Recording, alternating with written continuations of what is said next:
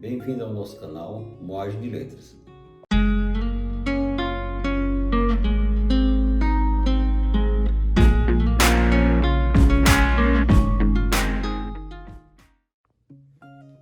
Dando continuidade à nossa série de livros que geraram adaptações cinematográficas, hoje vamos falar da Lenda do Cavaleiro Sem Cabeça, que é de Austen Ives. Foi escrito em 1820, publicado, e ele se trata de uma lenda, né? Quer dizer, uma lenda de origem alemã, mas que foi adaptada ao folclore americano. Se passa a história em 1790, tempos depois da Guerra da Independência Americana, que ele relata de um cavaleiro sem cabeça, né? Quer dizer, a cabeça dele foi estourada na Guerra da Independência, e à noite ele sai vagando com seu cavalo, também fantasma. Ele foi enterrado na igreja da comunidade. Essa comunidade é uma vila holandesa, que essa vila que chamava de Sleep Hollow. Sleep Hollow quer dizer um vale sonolento, então era um lugar que não acontecia muitas coisas. E tinha essa lenda desse cavaleiro que saía errante atrás de sua cabeça de noite.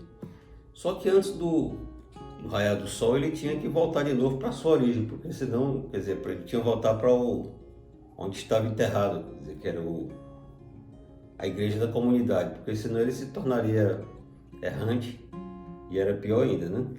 Bom, aí nesse vale vai um professor, que o nome dele é Ichabod Crane, um mestre de escola, para ele ensinar lá a comunidade, os meninos. Então ele é professor de línguas, professor em geral, né? E também professor de canto, que ele era um mestre rigoroso. Na época os professores tinham essa liberdade de bater no aluno. Hoje em dia já é o contrário, os alunos que batem nos professores, né? E numa dessas aulas de cantos que ele fazia, que ele cantava salmos, ele conheceu uma moça bonita, né? Quer dizer, o padrão de beleza na época. Ele até comparava gordinha como uma perdiz, né? Com faces rosadas como pêssego.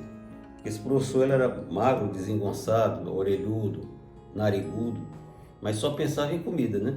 Então ele vivia visitando as comunidades, as casas dos pais dos alunos, onde ele era recebido, e sempre boiava uma xepa, né? Quer dizer, ele era um bom garfo. Esse professor ele tinha suas qualidades, apesar de ser um cara bem feio. Por exemplo, era um pé de valsa, era um cara que tinha uma cultura e valorizava muito os folclore, gostava muito de ouvir aquelas histórias.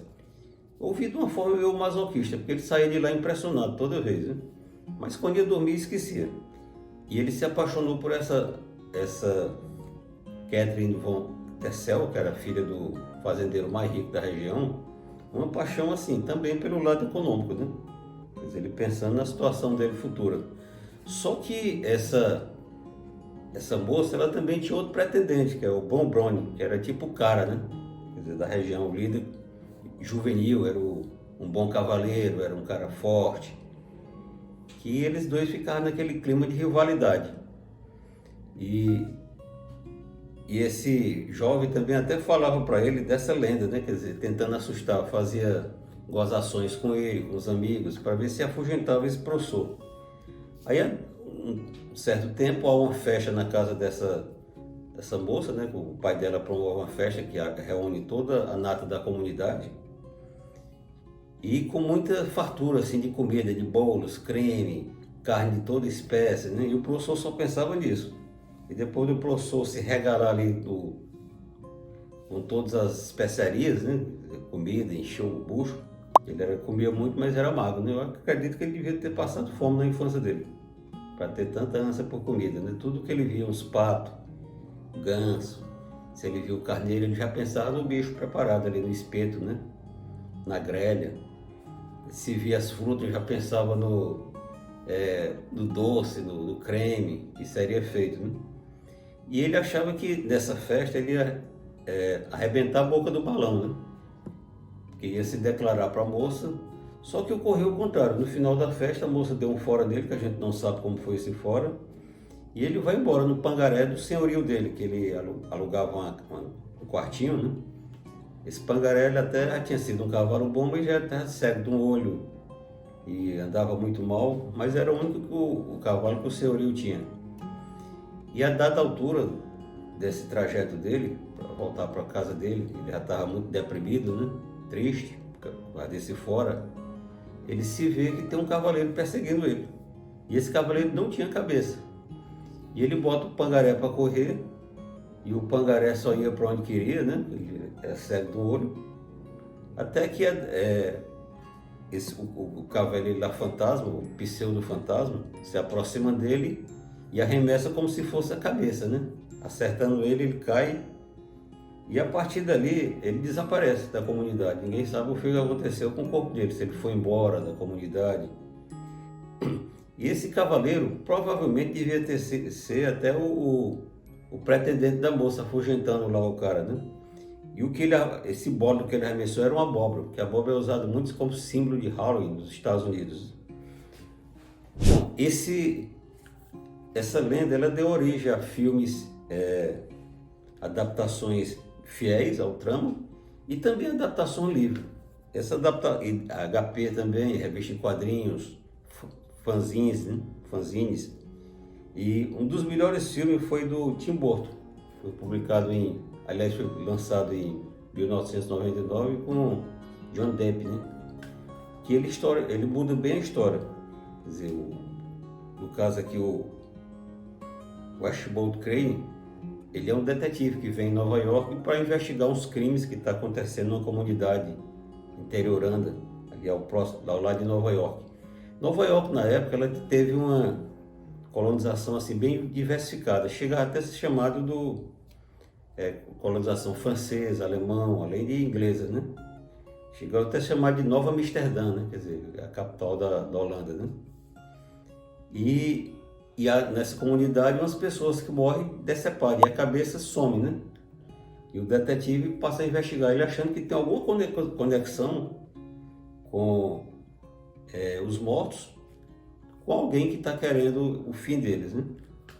E diferente do livro, esse cavaleiro é realmente um fantasma, né? Que por ato de bruxaria, ele sai lá do túmulo dele e por ordem de quem fez com que ele ressuscitasse, saiu decepando as pessoas, né? Quer dizer, com habilidade até de samurai. Então, essa é a adaptação do livro. O filme é bem melhor do que o livro, né?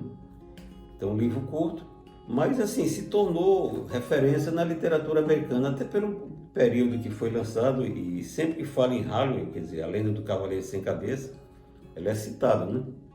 Aqui a gente tem a lenda da mula sem cabeça, né?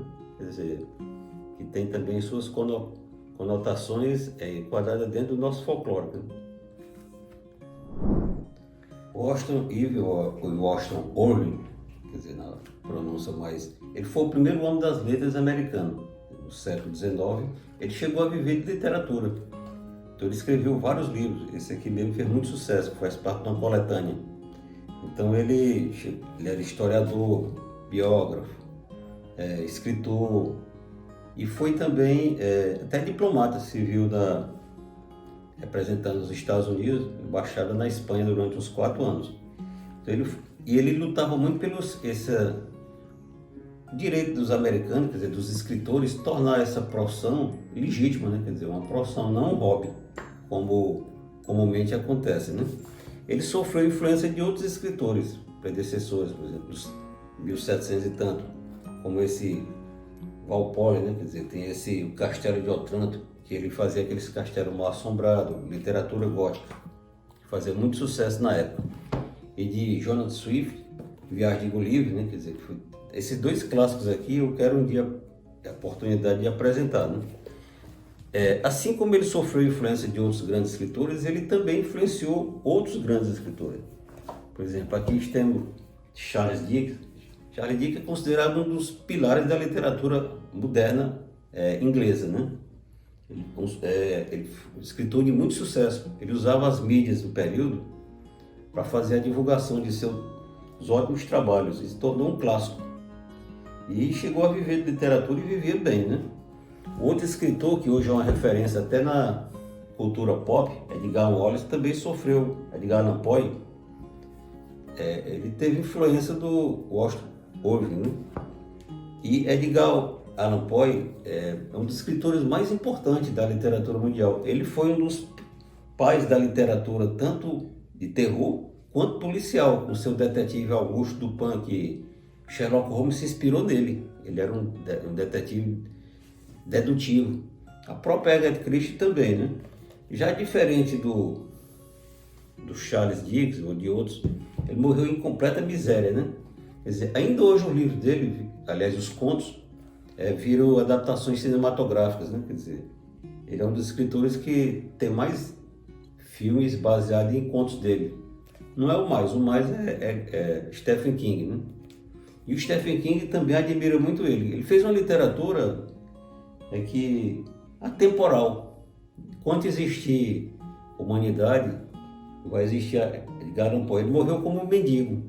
Morreu delírio tremens, pobreza absoluta. Mas a vida dele também era muito dissoluta. Tudo que ele ganhava, ele jogava fora e não sabia usar as mídias propaganda assim a favor para divulgar a obra dele, né? Ele escrevia bem, mas não sabia fazer essa divulgação, quer dizer, sabia vender a obra muito bem, né? Desde já agradeço a visualização do nosso vídeo, deixe um like, faça sua inscrição e vamos compartilhar muitas jornadas interessantes pela frente.